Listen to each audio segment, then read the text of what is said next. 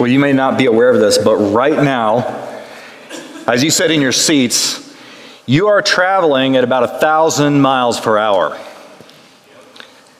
Were you aware of that? You're traveling about 1,000 miles per hour according to space.com. That is how fast the Earth spins around its axis. Does it feel to you like you're moving at 1,000 miles per hour? No, technically, sometimes. That's right. Technically, we are breaking every speed limit at all times just by standing still, okay? Right? You ever think about that? Right, don't try to tell the cops that when you get pulled over next time. They're not going to accept that as an excuse, right? But hold on, because you're actually moving much faster than that, because the Earth is orbiting around the sun at roughly 67,000 miles per hour. That's how fast we're going around the sun right now.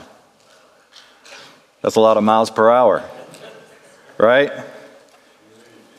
But wait a minute, there's more. Because we are traveling around the center of the Milky Way galaxy at just under 450,000 miles per hour. You didn't know that you were moving so fast. We never stop moving. And it's not only true of our movement through space, it's also true of our movement in spiritual formation. We never stop moving. This morning I want to talk about spiritual formation. Our character, our beliefs, especially our story, never stops being formed. It never stops being written, even when we're not aware of it. Maybe especially when we're not aware of it. Each of us has a story, don't we? The story of who we are. What's your story? We often think that our story is mostly about our past, but it's not just about our past. We live and we make decisions and we have dreams about our future out of our story, out of what we believe about ourselves.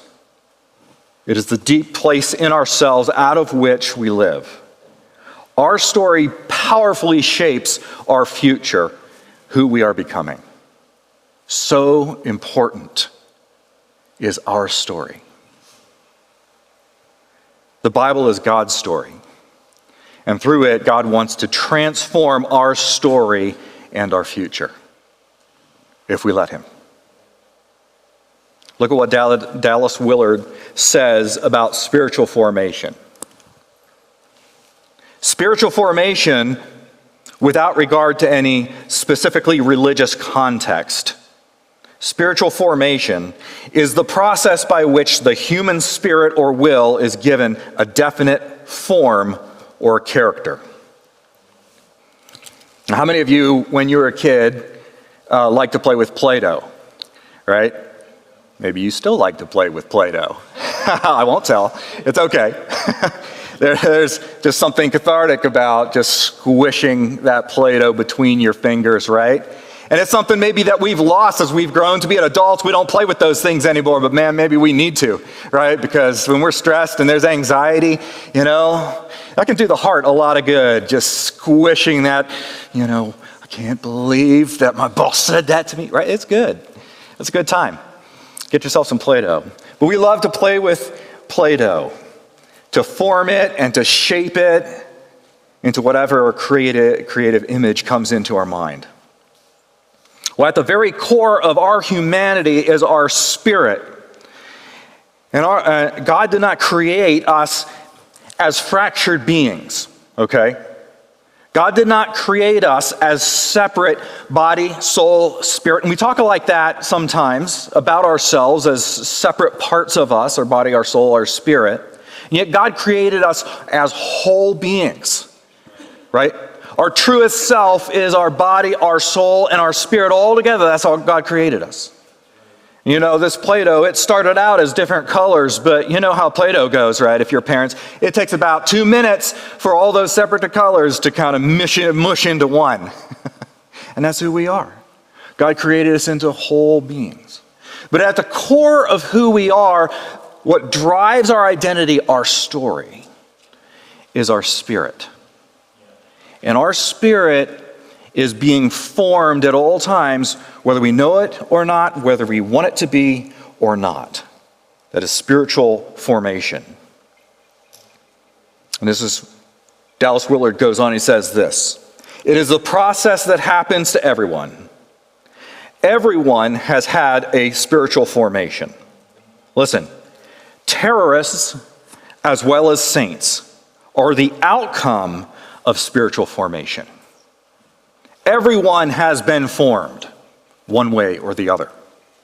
Their spirits or their hearts have been formed, period. We each become a certain kind of person in the depths of our being, gaining a specific type of character. And that is the outcome of a process of spiritual formation, whether we want it or not. So spiritual formation, the renovation of the human heart, is an inescapable human problem and with no human solution. I'm going to talk about that last part in a minute. Your story is a story of how you've been spiritually formed, whether good or bad or indifferent. And we are continuing to be spiritually formed whether we want to be or not. We don't have a choice whether or not we spin on the earth at 1,000 miles an hour. It's not our choice. And it doesn't matter if we don't realize it. There we go. And around the Milky Way at 450,000 miles an hour, we don't have a choice. We are always on the move, like it or not. But unlike our movement through space, we can choose to be formed differently. The reason Willard calls it a human problem is that for all the technology, all the scientific advancements that humanity has made, all the philosophies and ideologies that we've invented, the deformation of the human spirit continues. The deformation of the human spirit remains. Why? Because sin, which is the primary deforming force in the universe, never goes away. No human invention can undo the deforming influence of sin on our lives. Right? No political party, no politician, no president, no congressman, no economic or political system, no ideology, no constitution or set of laws, no exercise or diet or medicine, no technology, no amount of money, no wealth can undo the deforming impact of sin on our lives. Obviously, being good, moral, just people will make the world a better place to live in. Obviously.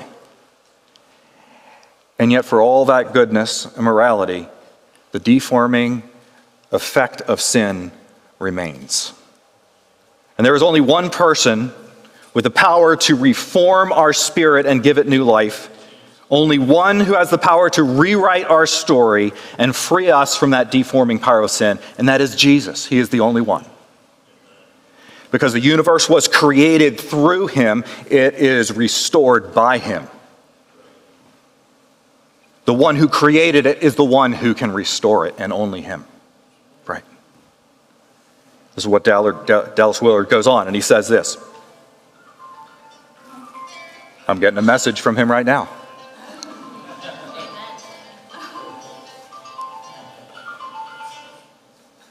No worries. Dallas Willard says this. Spiritual formation for the Christian basically refers to the spirit-driven process of forming the inner world of the human self in such a way that it becomes like the inner being of Christ himself.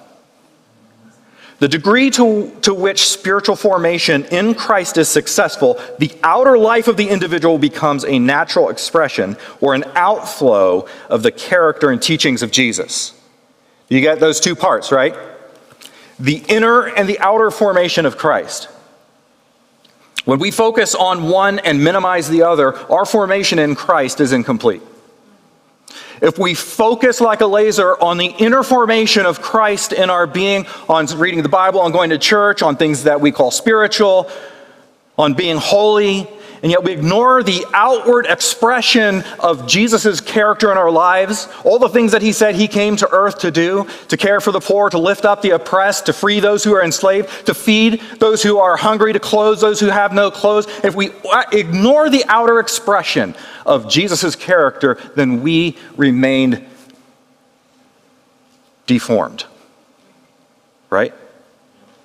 And the opposite is true, that if we focus only on the outward expression of Jesus' character, his justice, his love for our neighbor, and we ignore the inner restoration, the formation of our spirit through faith in Jesus, we remain unformed, right? And so we're called to this work where Jesus, through faith, forms us in the inner being into his character. And that formation is proven true by living out the very character and calling of Jesus in the world. We know Christians who call themselves Christians and maybe go to church, but their life and their attitude and their actions and their character make it clear that they remain dramatically unformed in the character of Jesus.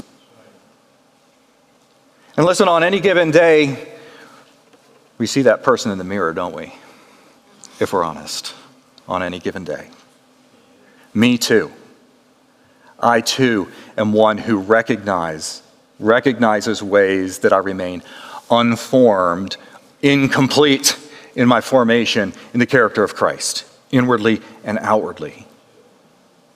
And this is a big warning to each of us in the church. It's possible to be a Christian, to call ourselves Christians, to believe all the right things and to go to church, and all the while denying God permission and the power to dramatically form us in the inner being, in secret places that we want to cordon off as no-fly zones for God, because they belong to us.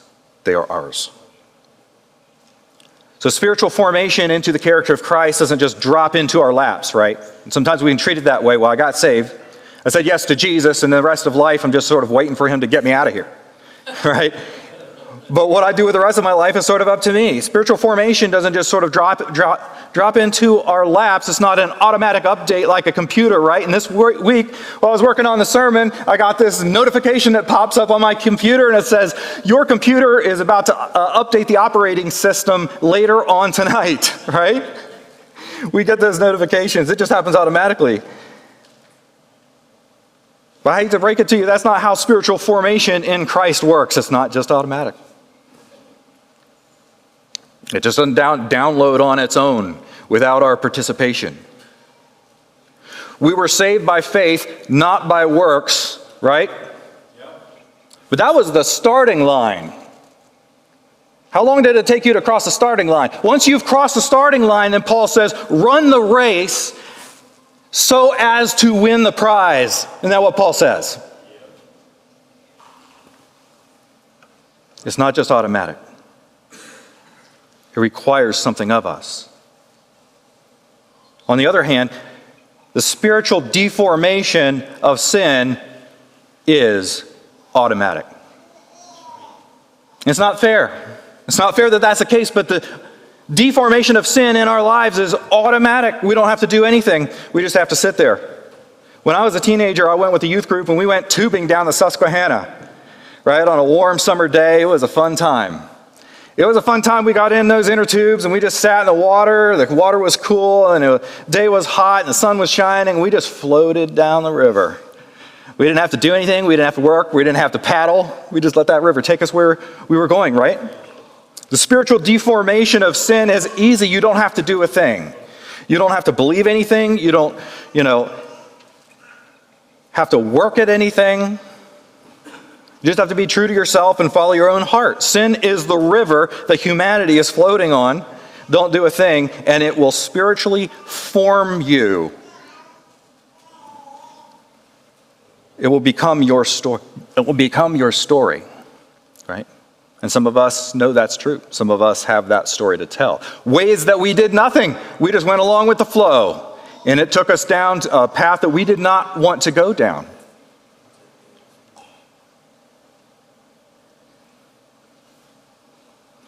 And this truth is obvious, right? It's not hard to see that this is true. We don't have to work at being lazy, at being selfish, at being angry, at being impatient, at being hateful, at being rude, at being deceitful, at being greedy. We don't have to work at those things. They become pre-installed, right? I mean, that's just the river we float down. Don't do anything at all, and that's who you become. Just be true to yourself. We don't have to work at that stuff. It's an automatic update. Romans chapter 3, verse 10 says this: we are all under the power of sin. As it is written, and then Paul goes on to quote the Psalms, Psalm 14. It says, as it is written, there is no one righteous, not even one. Right? All humanity is in the same boat, or in this case, in the same inner tube, right? One of the greatest myths that Satan has convinced the modern world of is that moral humanism is a neutral ground where it's possible to be a good moral person who is neither evil nor biased by religion. That there's this neutral level ground, the space where I can just stand on, and I don't have to be Hitler, but also don't have to go after religion and be a person of faith. I can just be this neutral person.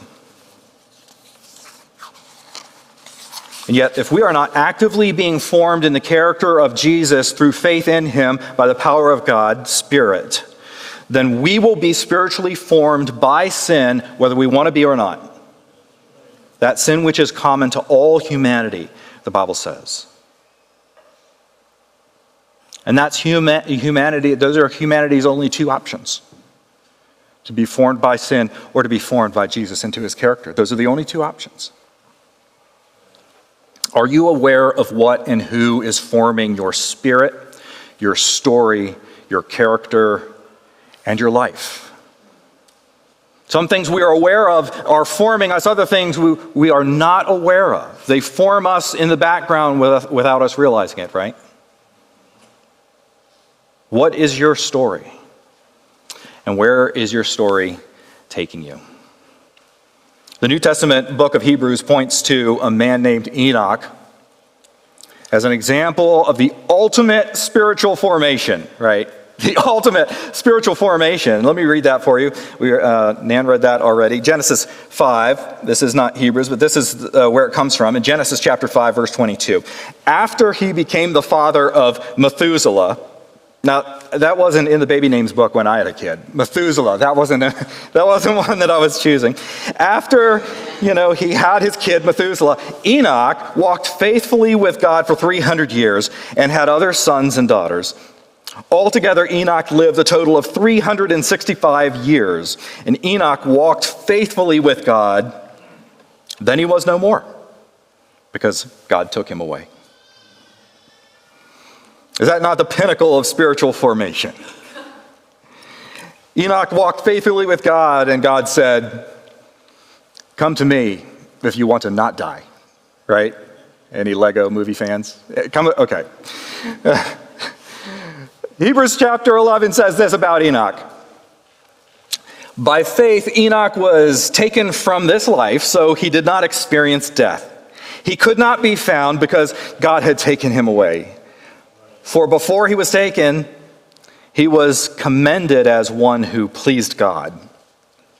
And 11 verse 6, and without faith it is impossible to please God, because anybody who comes to him must believe that he exists and that he rewards those who earnestly seek him.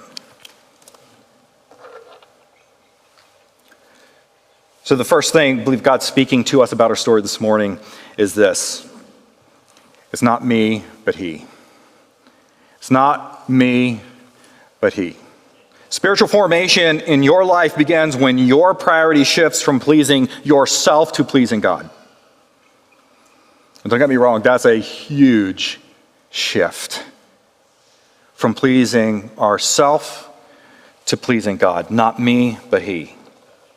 And Enoch walked faithfully with God. After 365 years of living, his life was summed up like this: one who pleased God. And there's something about pleasing someone else that is a bit off-putting, if we're honest, right? Pleasing somebody else. It can be a bit off-putting if If someone is always trying to please their boss too much, we've got names for that, and those names aren't nice. Right? Right? There's something off-putting about somebody that's like trying to please their boss all the time too much. Even for us inside, it's a little bit like, well, I'll do what you ask, but I'm not going to degrade myself by trying to please you all the time. Like, I've got some self-respect, all right? Right? But God is not our boss. God is our creator. He made us. So pleasing him makes the most sense in the world. It's what we were created to do. And we can obey God and we can still hold on to a lot of pride, can't we? You hear me? We can just merely obey God while holding on to a lot of our own pride. Mere obedience always looks for loopholes. Well, technically, right, I'm obeying God.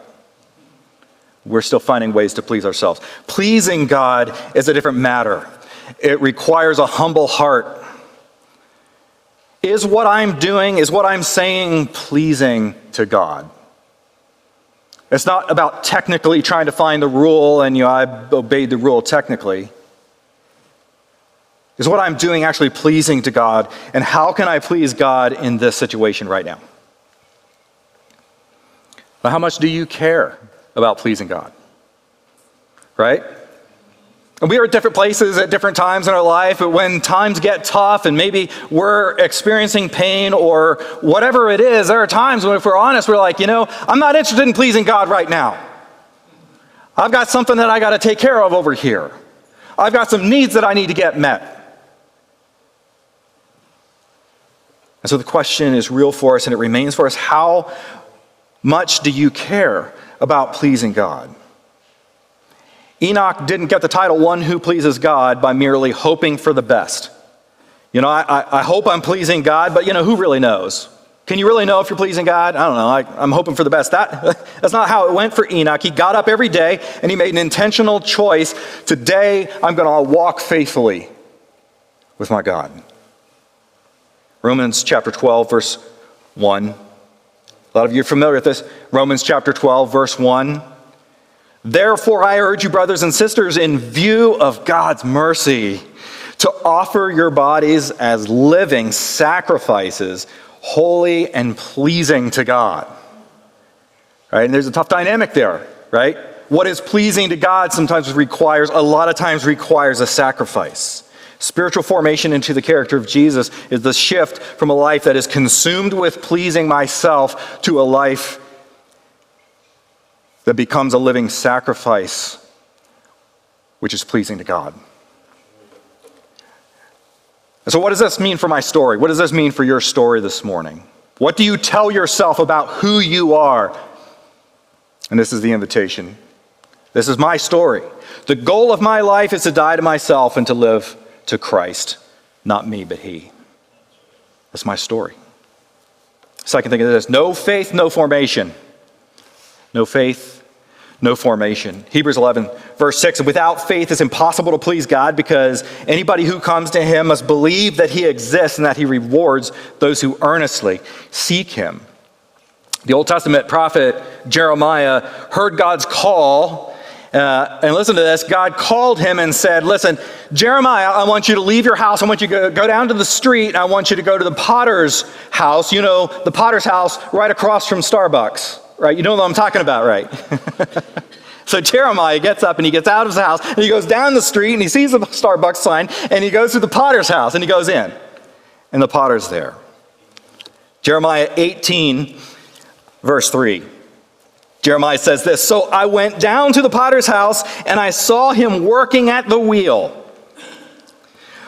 But the pot that he was shaping from clay was marred in his hands. So the potter formed it into another pot, shaping it as it seemed best to him. Then the word of the Lord came to me. Jeremiah said, the Lord said, can I not do with you, Israel, as this potter does? Like clay in the hands of the potter, so are you in my hands, Israel. And if this is not your story this morning, this is God's invitation for you to make this your story. This is my story. I used to be hard as a brick, unchangeable, unshakable, going my own way. And now that's not my story. Now I am soft, moldable clay in the hands of my Creator. And I am willing to become whatever He sees fit. God created me and was well pleased with what He had made. My sin and the sin of others marred my life in untold ways. I can trust God as the potter of my life to reform my life into something pleasing to Him when I surrender my life in faith. But no faith, no formation. Faith is required. So this is my story. This is the story that you are being invited to make your story this morning. I have put my faith in Jesus. Even when I don't understand, I will trust in God. And the last thing is this. Don't knock, bang. Right? Don't knock, bang. Matthew chapter 7, verse 7. This is what Jesus tells us. Persistently ask and it will be given to you. Continually seek and you will find. Repeatedly knock on the door and it will be open to you. For everyone who asks continuously receives. And the one who seeks without stopping finds. And the one who bangs on the door, it will be open to them. Right? Right? And that version might not be in your Bible, but the Greek word that is being used for each of those is the form that is continuous, not just once. And so the truth of what Jesus is saying is persistently ask, continually seek, repeatedly knock, without end. If you are being spiritually formed in Jesus, you don't have to worry about whether or not it's happening. You know it's happening. Because it is the result of persistently asking, seeking, and knocking. And if you don't know, then the question is this: have you continued to knock on the door, to bang on the door? If you haven't continued seeking God earnestly, that's the time to start to question, what is your story being formed by? Sometimes kids ask their parents for something that they don't want to get up from their couch and go find their parents, so they just yell from the basement, right? Any families know that experience? Mom, can you get me a drink?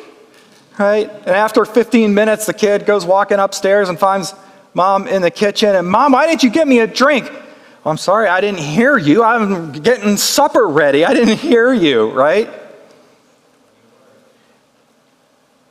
Sometimes that's how we treat spiritual formation, but friends, that is not spiritual formation, right? There are other times when maybe, Dad's talking on the phone and your kid comes up to you and starts poking you in the shoulder. Hey, Dad, hey, Dad, I need something, hey, right? Hey, Mom, hey, Mom, I'm on the phone. Right? Friends, that is spiritual formation. That's it. Jesus is saying that's how I want you to be with me. I want you to come and press in and poke me on the shoulder until you get what you need. And don't stop. It's not timidly knocking on the door once or twice and then kind of concluding that, I asked God, need an answer, so guess I'll figure it out. And sometimes we treat God like that. That's how we ask for things from God, right? Knock, knock. Guess God's not there. It is banging on Jesus' door without stopping until He gives us what we need. God's reward for those who earnestly and continuously seek Him without giving up. He is the potter and He will form us into life-giving image if we do not give up. Sometimes our pride says, I'll just knock twice, but I'm not going to stand here like a fool knocking on this door all night long. is our pride, right, that gets in the way. I'll figure it out myself. But it requires humility for us to humble ourselves at God's door and bang on that thing like a fool before Jesus until he forms us in his image.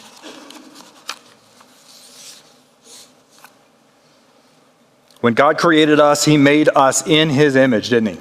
He made us in his image, he tells us. That means that spiritual formation is not about becoming less human. Being formed into the image of Christ is God restoring us back into the truest form of humanity that we have ever known. In fact, the opposite is true. The further we get away from God, the less human we become. This week, what is it going to look like for you to please God rather than yourself?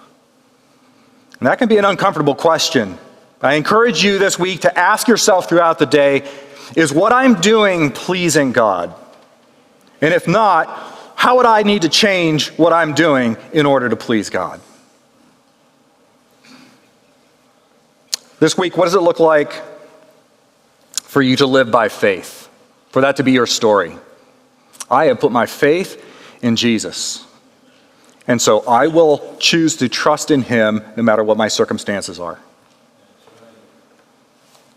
And how are you going to continually bang on God's door until you get what you want? I encourage you to pray and to seek God with all your heart without stop. And God will form you. Let's pray.